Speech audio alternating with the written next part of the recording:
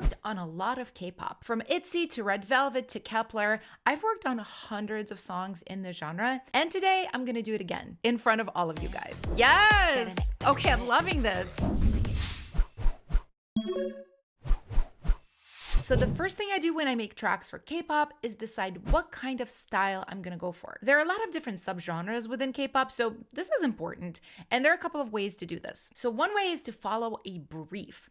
Now, entertainment companies in Korea, they send these letters, these briefs out to songwriters in the industry, and they tell us exactly what they're looking for. Now, there are a few ways to get on the mailing list for these briefs. Probably the easiest way is to work with a publishing company that specializes in pitching songs to Korea. You guys can Google K-pop music publishers or look at credits of K-pop songs that you like to find out who the publishers are on them. If you get a music manager, they can also get these briefs for you, but probably the most accessible way to get them is to start collaborating with people who are already working in K-pop, are interested in K-pop. Back in 2015, when I was just getting started in the genre, I literally cold DM'd a producer who was working on K-pop at that time and introduced myself, and that's how I got my very first cut with Red Velvet. But here's what these briefs typically look like. They tell you the group's name, they tell you when they're expecting to release it. The deadlines are always short. And then they give you references for different styles that they're envisioning for the record. So if you get these briefs, you can definitely follow them, craft the songs around the label's references and send them in and hope for a cut. But I don't like to do it that way. In fact, out of like 50, 60 something cuts I've had in the last few years, there wasn't a single one that I wrote to a brief. And the reason for that is a lot of songwriters that get briefs follow them to a T, and the songs end up sounding like copies of the references, which is why instead I just prefer to go for the styles that I'm personally inspired by. Seriously, make what you love and the cuts will come. Otherwise, you just end up chasing trends and sounding like everybody else. Okay, so today I'm feeling like a kind of a sassy girl group vibe, which is not surprising for me. I'm thinking like a 4 on the floor, really high energy thing. All right, so I got 128 here, full on dance vibes. So, and I want to start with a rhythmic bass line first. Now, this is not like just a random preference. To be honest, there are certain styles of K-pop that over the years that I've been doing this, I've seen work time and time again and get cut time and time again. And this like dance song driven by a nice bass part is one of them. So it's a little bit of a cheat code. Okay, I definitely need to quantize this because I'm not like the cleanest keyboard player. I also think it should be shorter notes like this, just a little bit punchier. And okay, it sounds like this. Now, what I'm using here for this is LANDR Synth X. It's on this Duster preset. And I didn't really adjust it a whole lot. I kind of liked how it sounded. And the reason I'm going for the sound specifically is I want this specific bass part to be in the intro. And funny enough, I don't want it to be too bassy. I want it to sound kind of light so that when the verse hits and the bottom end comes in, it feels really impactful. There are a lot of really good presets in this synth. So if you're like me and you're more of a preset adjuster versus a creator of presets from scratch, this can be really good for you. And what I'm doing here too, to kind of lean into that intro feeling, is I'm opening up an envelope, a filter here, and it sounds like this.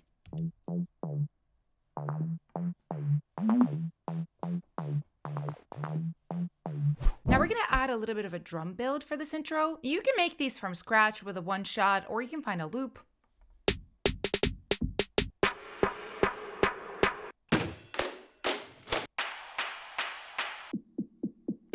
Ooh, I like that. The sounds are really short and attacky, which is kind of like a big part of my style. All my drums really hit hard. I went ahead and cut it up like this. And then I've paired it with a cut up snare loop as well.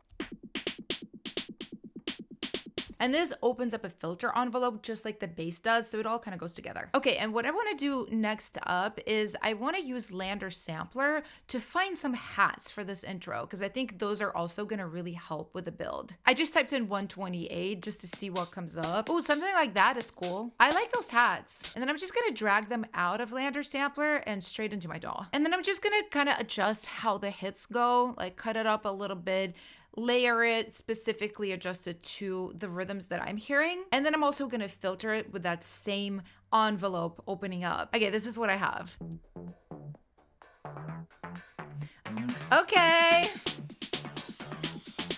Okay, I like this, but what I'm gonna do here is I'm gonna search for something hype, like some yells, some haze, those types of textures I think are gonna really enhance this intro, give it a lot more energy. I'm actually typing in my production team's name because we have a couple of sample packs, but this is like a fun way to search through them because they're all gonna pop up in LANDR sampler and I can play them right there on my keyboard and see which ones I like. Yep, that is me. I feel like I need something kind of like funky, maybe really piercing. I'm not sure yet. It needs to give the hype. All right, I actually picked this. LANDR sampler actually comes with an ability to add effects modules to it, different ones like crush, distortion, chorus, filter. So I am adding a little bit of a filter, a little bit of chorus, a little bit of delay. And then I'm adding a little bit of format shifting, a different saturation plugin because I'm just like really used to this one. And I'm using LANDR effects voice because I really like this pop diva preset. It makes anything it touches brighter. So yeah, before it just sounded like this. And with everything, it sounds like this. And I also cut up some of these haze from one of my sample packs. And I think we have a pretty nice intro.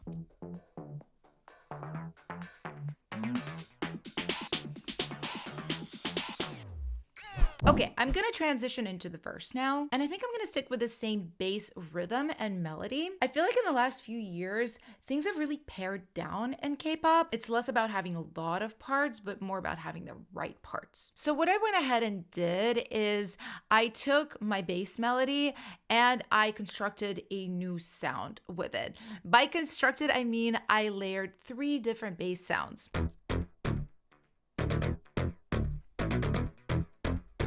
Now, this is a thing I teach a lot. This is like a hill I would die on, is when you layer things, you need to be very, very, very intentional about it. Because if you just grab random sounds, it's going to sound, you guessed it, random. So what I'm specifically layering here is bass width, cut, and low. The low is the subbiest of the 3 basses. I'm using Serum for this, and yeah, my sub right here is turned all the way up. I'm also boosting 60 hertz, so really focusing on the sub with EQ, while my bass cut sounds like this. Not very bassy at all, and that's because the reason this layer is here is for the higher frequency attack, the cut. Also a Serum patch, but as you can see, there's no sub here at all, and I'm rolling off the bottom frequencies as well with EQ, while the width layer is a patch that sounds like this. I specifically chose something that has a lot of side information because the other 2 basses didn't. So together, all 3 of them make one sound that sounds really lush, rich. It's wide, but also focused in the center. It has the high cut, it has the low sub. It's got everything you need. Okay, now I'm gonna grab a simple 4 on the floor kick pattern, and together my bass and kick sound like this. Now, I do envision this being like the main part of the verse production, but of course we need more layers. So this is where I actually start to think about what kind of song I'm going to write, what kind of top line. I would basically have rap in the first 2 bars and some kind of repetitive, really catchy hook in the 3rd and the 4th bar, and then I would repeat that again. So because of that, I want to do something that emphasizes the 3rd and the 4th bar, a little bit of extra percussion maybe. All right, this is what I've got. So it's a copy of what was in the intro with this open hat added. And I'm bringing back my shouted hey from the intro too. And all together, this is what the verse is sounding like.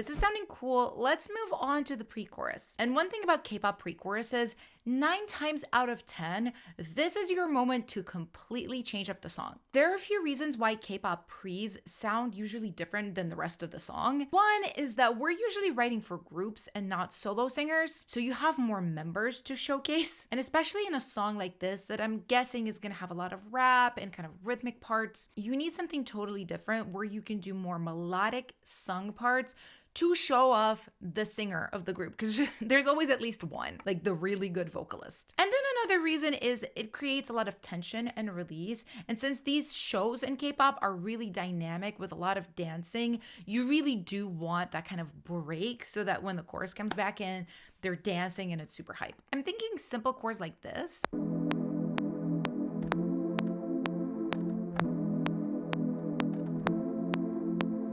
Okay, I quite like this kind of a darker, more mysterious vibe. Okay, what I'm feeling kind of inspired to do right now is add a vocal chop. It's usually more of like something I do later, these like candy sounds, but I'm just really feeling it.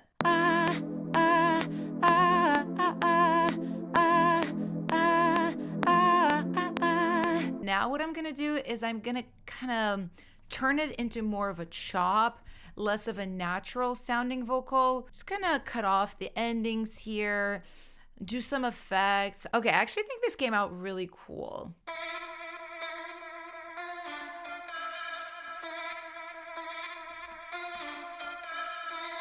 I'm doing many things. Performance shifting, got like a cool little delay on it. I'm using Need 73 to enhance the high end. I've got a couple of different LANDR effects too. Obviously, you don't have to heavily layer up your effects like that. I kind of just like to, I just go until the sound is right to me and pile a bunch of stuff on. And that's why my CPU hates me. I'm adding a pretty dark, kind of warm 808 to this now.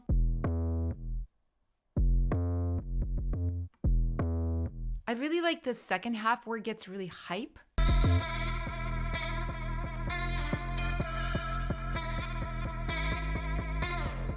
Bit of a Jersey club kind of rhythm, the ta ta ta ta ta ta in the low end, which has been super popular in K-pop in the last few years. This is definitely not a Jersey club song, but just bringing in like an element that has been really trendy. Also, this track is in Phrygian mode, which for anybody who doesn't know, modes are basically like flavors of a scale. Phrygian mode is like huge for K-pop, but also a lot of music from different cultures like Spanish music, Indian music, Middle Eastern music. So what I'm thinking right here is I'm actually gonna type in Indian into LANDR sampler just to see what I have that might fit these vibes.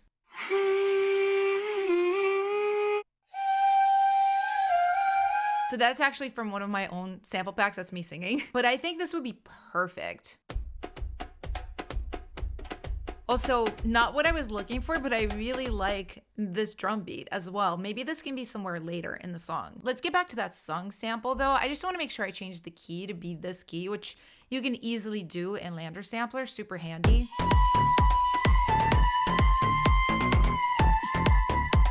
Okay, that works really well. And then I'm gonna add LANDR effects voice on it to make it like super reverby and huge.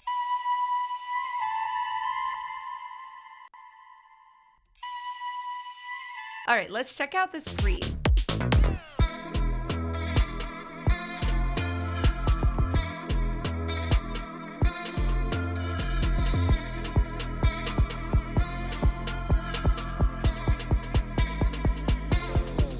All right, it's time to get to the chorus. And what I'm thinking here is, again, for catchiness sake, is that we should keep what we did in the verse with some small tweaks. So what I'm thinking here is that we will keep what we did in the verse because that's very common for K-pop, for the verse and the chorus to be very similar. I just think we need a lead synth to double up what the bass is doing in a higher register. I actually ended up using LANDR sampler to look for percussive samples, and I really liked this one right here. So I'm using it in chromatic mode to be able to play the melody. And I actually brought back that percussion sample that I found, and I think it works really well in this chorus to elevate it a little bit, make it a little bit different than the verse, but not too different.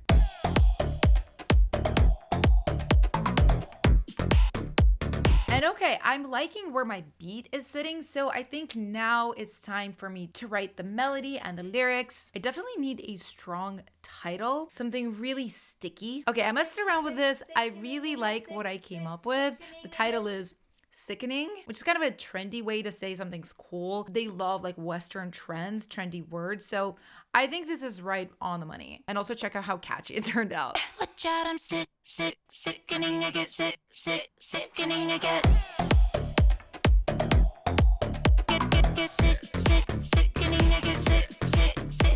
Okay, I really like that. Now I just have to sneak a bunch of hooks into other parts of the song. Sick. Temperature rising, oh yeah. You're fantasizing, oh yeah. I really like those oh yes for the pre-chorus. You still want to be kind of melodic over the kind of track we made, but you still want to get the hooks in. Sizing, oh yeah. Check it out. I'm back. Check it out. Like that. You'll never know. And here's another one to check it out. Now there's obviously a lot that goes into K-pop top lining, from how you write the melodies and lyrics to how you distribute parts, kind of guessing which members of a group would do it, and of course the vocal production and processing. If you would like to see how I did all of that for this song, I have a video just on top lining this song on my channel. It's linked in the card up here, so you can take a look at that when you finish watching this video. And okay, I think this turned out really good, so let's take a listen.